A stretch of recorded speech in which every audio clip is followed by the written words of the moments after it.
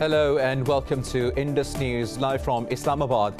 I am Munib Hamid with the news of this hour. Let's begin with the headlines first.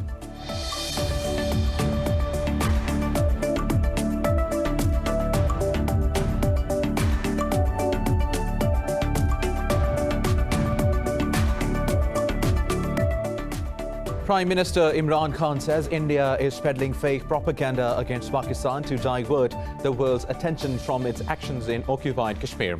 During a meeting in Islamabad, he said the Indian government's fascist ideology is a threat to regional peace.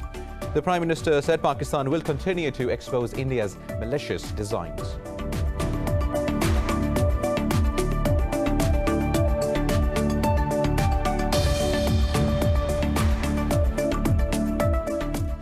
In India, the Samajwadi Party leaders say the Narendra Modi government is working in the interest of corporations and is not bothered about the farmers protesting in cold weather. Meanwhile, farmer unions are holding the sixth round of talks with the government, but the farmers say they don't think a solution will be reached even today.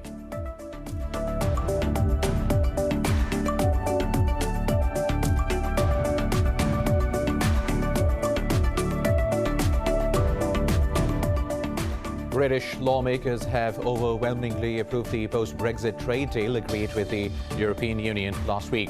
They voted 521 to 73 to progress the bill to its final stages in the lower house of parliament.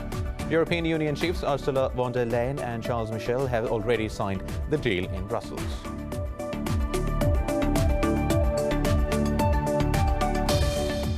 At least 26 people have been killed and dozens wounded in an attack on Aden airport. Security officials say 3 mortar shells landed on the airport's hull. The attack comes soon after the arrival of a plane carrying Yemeni government officials from Saudi Arabia. The government has blamed Houthi rebels for the attack, but the group denies responsibility.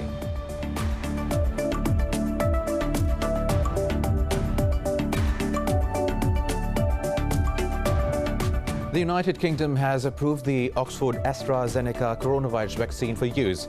Meanwhile, the United States reported its highest deaths in a single day with more than 3,700 fatalities. The country also detected the first known case of a highly infectious strain linked to the Britain. In Pakistan, the virus claimed 55 lives and infected more than 2,100 overnight. The nationwide death toll has crossed 10,000 with more than 477,000 cases. Globally, there are more than 81 million infections and 1.78 million fatalities.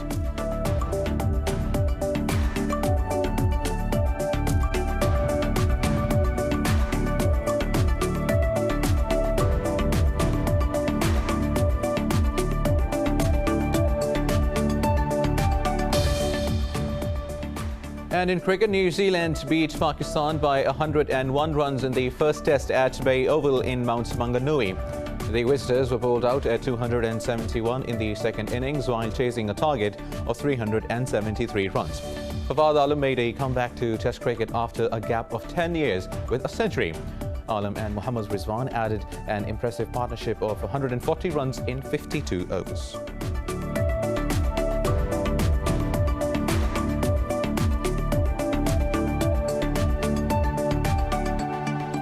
Well, these were the headlines. News in detail after a short break. Stay with us.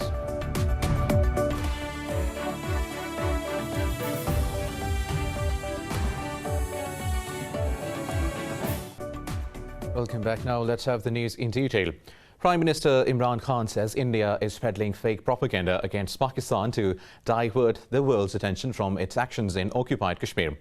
During a meeting in Islamabad, he said the Indian government's fascist ideology is a threat to regional peace. The Prime Minister also warned of Indian attempts to sow chaos in the country. He said Pakistan will continue to expose India's malicious designs. The meeting also reviewed the Indian media's disinformation campaign against Pakistan and expressed resolve to counter it effectively. The EU Disinfo Lab has earlier uncovered an Indian network of fake websites and think tanks working to discredit Pakistan internationally. Meanwhile, Pakistan's President Arif Alvi says minorities are feeling isolated and scared under the BJP rule in India. In a tweet, he said Narendra Modi's policies are aimed at the saffronization of India. He also shared a video of Hindu extremists vandalizing a mosque in Madhya Pradesh. They also damaged nearby houses and several vehicles while Muslims were offering prayers. The state has seen a similar incident 3 days ago when a BJP rally chanted slogans leading to stone pelting. Pakistan has repeatedly urged the United Nations and other human rights organizations to ensure safety in the Muslims in India. In India, the Samajwadi Party leaders say Narendra Modi's government is working in the interest of corporations and is not bothered about the farmers protesting in cold weather. Workers of the opposition party met farmers and extended support against the 3 new laws being forced on them. Meanwhile, farmer unions are due to hold the 6th round of talks with the government. But leaders say they don't think a solution will be reached even today and demand repeal of the laws. For over a month now, farmers have camped on Delhi borders against agricultural reforms.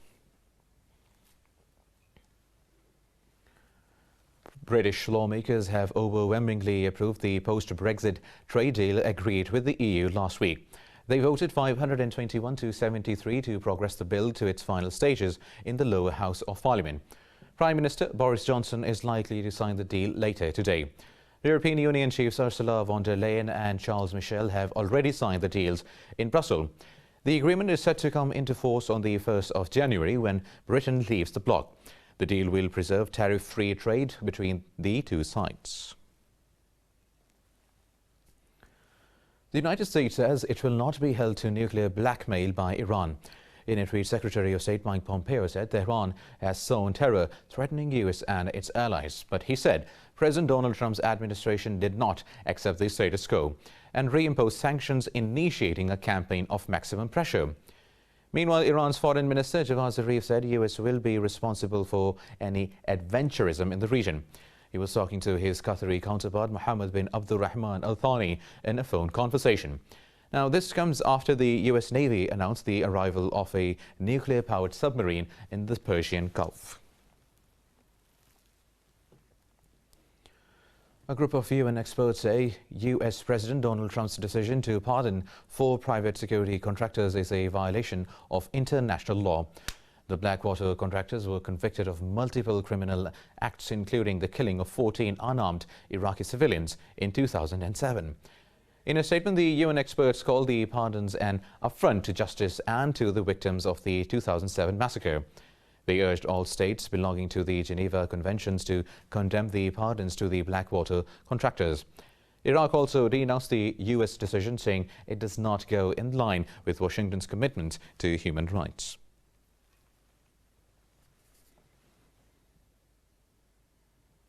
Now, at least 26 people have been killed and dozens wounded in an attack on Aden Airport. Security officials say 3 mortar shells landed on the airport's hall. The attack comes soon after the arrival of a plane carrying Yemeni government officials from Saudi Arabia.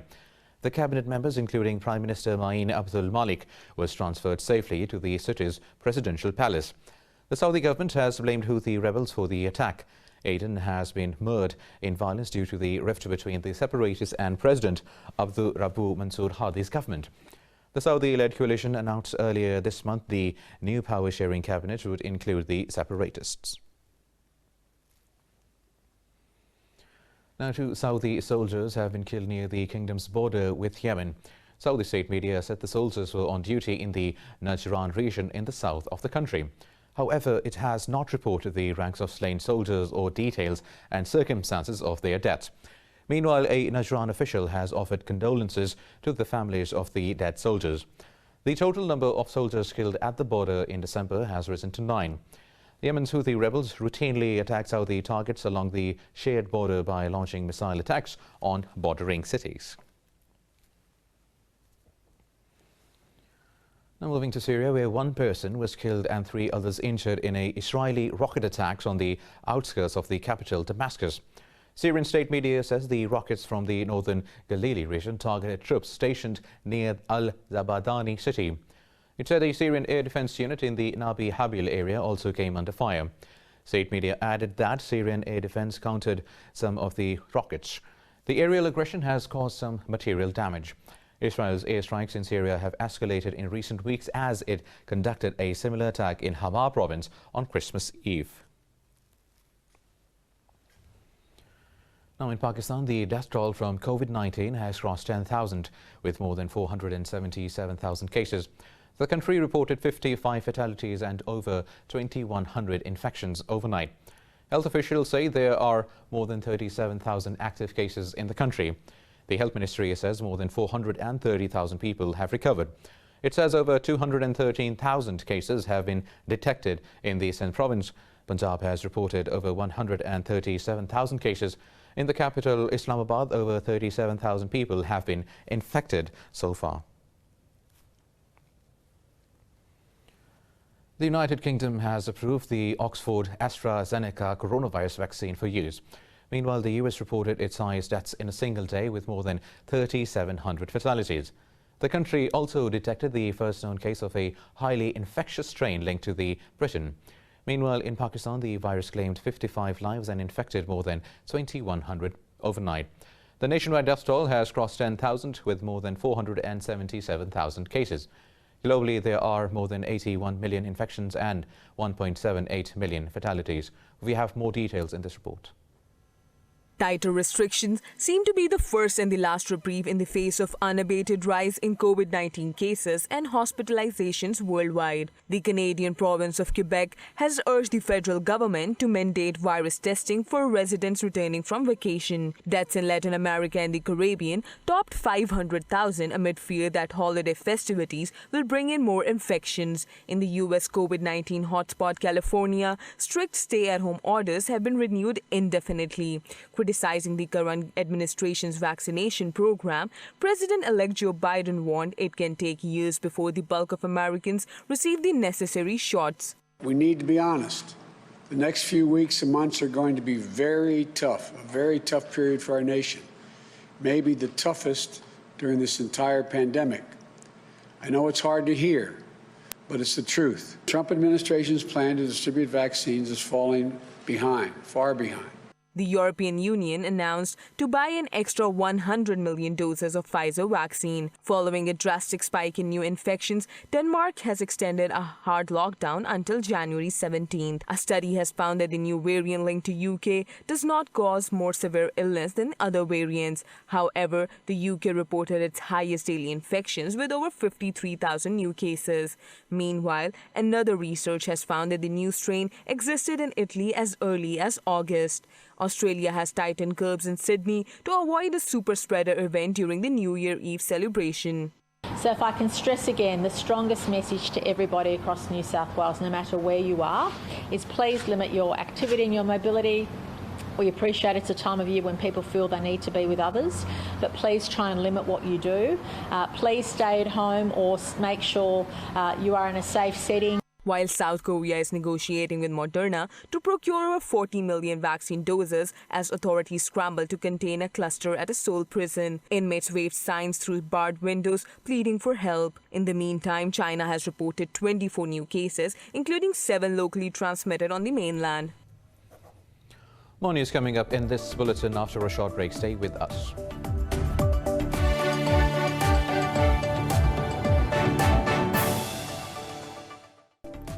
Welcome back now. Pakistan's Prime Minister Imran Khan has vowed to forge closer ties with Africa through enhanced diplomatic and economic ties. He expressed these views during a meeting with Djibouti's parliamentary delegation in Islamabad. The delegation is led by Djibouti National Parliament's President and Acting Chairman of African Union Parliament, Mohammed Ali Hamed. The Prime Minister said Pakistan will soon establish its resident diplomatic mission in Djibouti. The two sides also exchanged views on the importance of peace and security in the region. The Prime Minister also held a separate meeting with Afghan Minister for Industry and Commerce Nisar Ahmed Faizi Ghoriani. He called for the reduction of violence in Afghanistan. The Afghan minister appreciated the positive role played by Pakistan in facilitating the Afghan peace process. The Pakistan Air Force has formally inducted the JF17 Thunder Block II dual-seat fighter aircraft into its fleet. It also launched the production of Block 3 of the same aircraft in a significant advance in the country's air defense arsenal. More in this report by our correspondent, Sumaira Khan. The Pakistan Air Force has marked a major progress in its national air defense arsenal as it inducts 14 dual-seat JF17 aircraft into its fleet. Jointly developed by Islamabad and Beijing, the aircraft will improve the PAF's operational and training capabilities. Air Chief Marshal Mujahid Anwar Khan and Chinese envoy to Pakistan, Nong Rong, attended the induction ceremony in Camera. Speaking at the event, the Air Chief said Pakistan and China are ready to take on their shared enemies. JF17 Thunder, pride of Pakistan, is now a battle-tested, combat-proven platform that has amply displayed its capability in Operation Swift Retard on 27th of February 2019, and also in the recent participation in exercise Shaheen 9 with high-tech Chinese aircraft and platform. The performance of JF17 Thunder has been praiseworthy. This completion of JF17B model and commencement of JF17 Block 3 exemplifies the strong bonds between our two nations and PSC and Chinese aviation industry in particular. The Chinese ambassador congratulated Pakistan for the 17th Block 2 dual-seat joining its air defense fleet. He said bilateral cooperation in defense production is a hallmark of the Pakistan-China friendship. 百年未有之大变局，遭遇百年未有之大疫情，枭龙项目不可避免地经受各种复杂挑战和考验。 This year is an extraordinary year. The world undergoing Century 1's change encountered Century 1's pandemic. JF17 production also met various complicated challenges. The PAF has also announced beginning the production of the state-of-the-art JF17 Thunder Block 3 fighter jets. The fourth generation of fighter jet will be armed with the latest radars, sensors and electronic warfare equipment. The Pakistan Aeronautical Complex has delivered more than 100 homemade JF17 Block 1 and Block 2 aircrafts to the Air Force since 2009. The Roaring Thunder, JF17 Thunder, is not only self-reliant, but it is going to contribute significantly to the national exchequer in the shape of its exports to other countries. Sumaira Khan, Indus News, Pakistan Aeronautical Complex, Camera. Also, the Pakistan Navy has successfully conducted tests of the surface-to-air missiles. Chief of the Naval Staff, Admiral Amjad Khan Niazi, observed the drills. Niazi commended the Pakistan's Navy operational capabilities and war preparations. He said that any aggression will be given a befitting response by the fleet. He said officers are ever ready to defend maritime boundaries and naval installations of the country. Moving on now, in the US, President Donald Trump's push for $2,000 stimulus checks has stalled in the Senate. Republicans blocked a swift vote proposed by the Democrats, splitting within their ranks. McConnell tied larger checks with two other demands from the president, which most Democrats opposed. In a rare challenge to Trump, McConnell urged senators to override the presidential veto of defense bill. In a tweet, Trump asked the Senate to approve increased relief payments at the earliest. The Senate is set to get back at the issue today. Now, Turkish soldiers have arrived in Azerbaijan's Nagorno-Karabakh region for the ceasefire monitoring mission. In a teleconference, Defense Minister Hulusi Akar said the soldiers will join Russian forces in the area. Akar said a Turkish army general and 35 officers will take office after the joint monitoring center becomes operational. Turkish parliament approved the law to send its peacekeepers for 1 year. This was part of an accord between Ankara and Moscow. Now, Argentina has become the first Latin American country to legalize abortion. The law finally passed by the Senate allows women to end pregnancies up to the 14th week. The fiercely contentious 38-29 vote came after a marathon debate in the Senate. The ruling could set the tone for a wider shift in conservative Latin America amid growing calls for reproductive rights for women. The influential Roman Catholic Church had called on senators to reject the proposal. Until now, Argentine law allowed abortion only when there was a serious risk to the mother's health or in a case of rape. As the results was read out, a crowd of thousands erupted in cheers outside the Senate building in Buenos Aires. It is approved with 38 affirmative votes, 29 negative and 1 abstention. It is approved. It becomes law and is sent to the executive. Now moving on to Ethiopia, where at least 97,000 people have fled after gunmen massacred over 200 civilians in the western Benishangul Gumuz region. The Ministry of Peace says some 50,000 are staying at a makeshift camp in Tana Belayas district, while another 40,000 internally displaced persons took shelter at a camp in the Avi zone of Amhara region. Gunmen carried out the ethnic-based attacks in Ethiopia's Mekelle zone while people were asleep. The zone has come under the direct command of the Ethiopian military since the attacks. Earlier, federal troops deployed to the area said they intensified law enforcement measures and killed nearly 50 militants. Now, in the U.S. state of Tennessee, a police report reveals that the girlfriend of the Nashville blast suspect told police last year he was making bombs.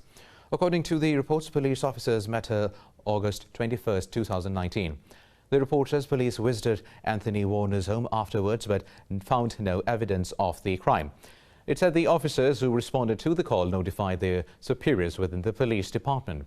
It quotes a police spokesperson saying they had forwarded the incident report and Warner's information to the FBI. The FBI said it found no records on Warner after receiving a police request on August 22nd.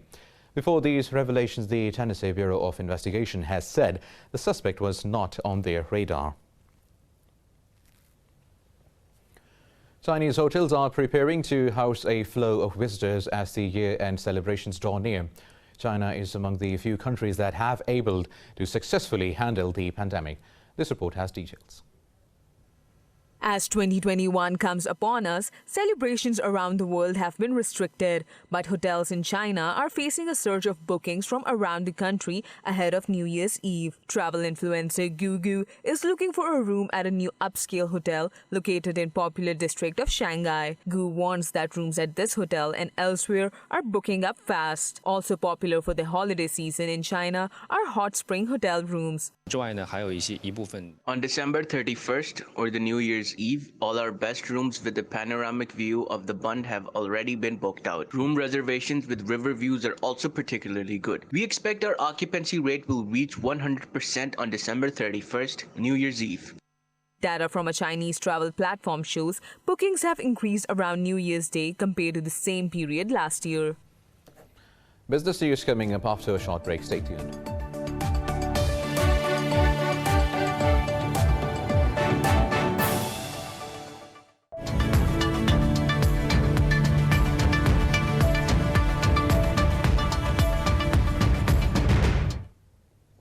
Bitcoin has hit a record high of $28,599.99.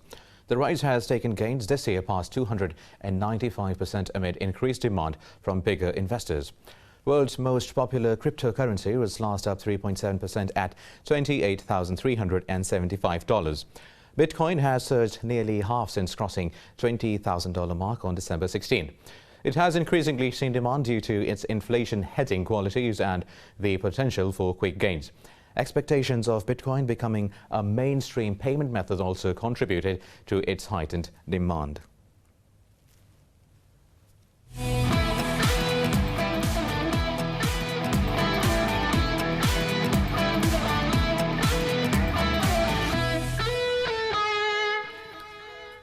And in cricket, New Zealand beat Pakistan by 101 runs in the first test at Bay Oval in Mount Maunganui. The Greens were bowled out at 271 in the second innings while chasing a target of 373 runs. Tailenders Shaheen Afridi and Naseem Shah blocked for 7 overs before Naseem was bowled by spinner Michelle Santner, ending Pakistan's resistance. Fawad Alam made a comeback to Test cricket after a gap of 10 years with a century. Alam and Mohammad Rizwan added an impressive partnership of 140 runs in 52 overs. The second match of the series is slated for 3rd of January at Hagley Oval in Christchurch. Now in the Spanish La Liga, Barcelona felt the absence of Lionel Messi as they were held to a 1-1 draw by struggling Eibar. Martin Braithwaite failed to put Barca in the lead when he missed a penalty in the first half. Striker KK Garcia then put Eibar in the driving seat with a 57th minute lead, stunning the hosts. Barca equalised 10 minutes later with a forward Osman Dembele steering in a first-time shot. Braithwaite again had a chance to win it for the hosts but bundled wide from close range. The point leaves Barcelona 6th in the La Liga while Eibar are 14th, 2 points clear of the relegation zone. Barcelona midfielder Philippe Coutinho is set to undergo knee surgery after sustaining an injury during Tuesday's draw with Eibar. In a statement, the club said medical tests show that the player has an injury to the lateral meniscus in his left knee. Coutinho came on in the second half but limped off the pitch during stoppage time. The Brazilian international has 3 goals and 2 assists in all competitions. He joins a growing injury list that already includes Gerald Piqué, Ansu Fati and Sergi Roberto. Now, Manchester United beat Wolverhampton Wanderers 1-0 in their Premier League face-off. Forward Marcus scored United's winner deep in stoppage time.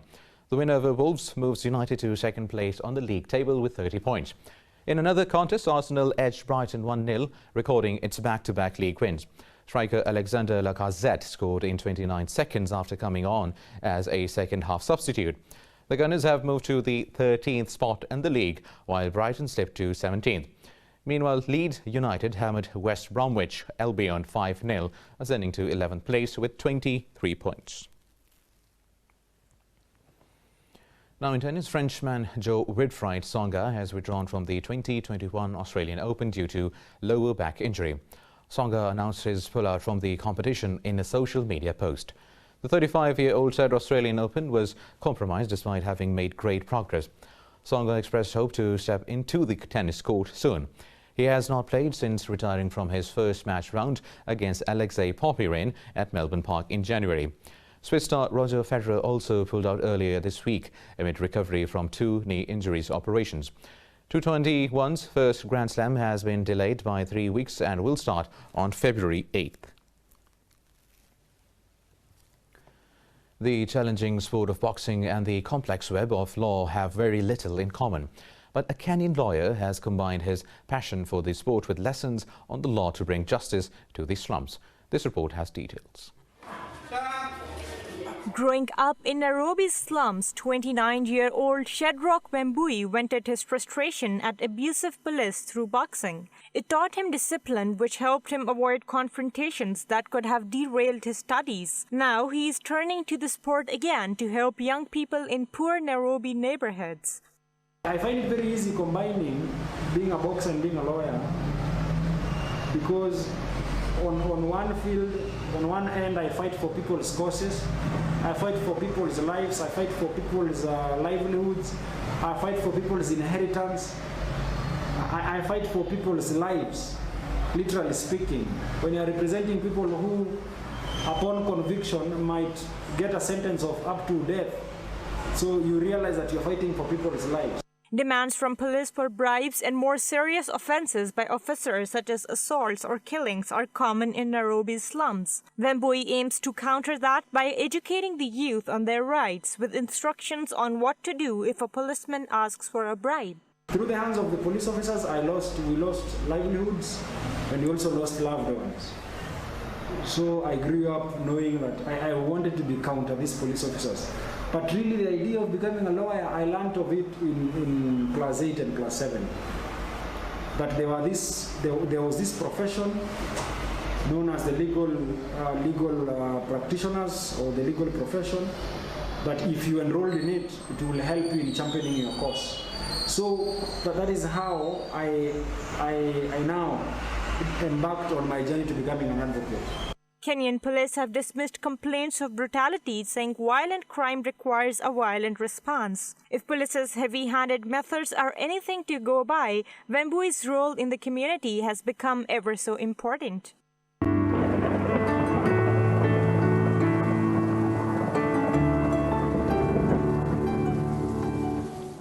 And now let's have a look at the weather updates across the globe.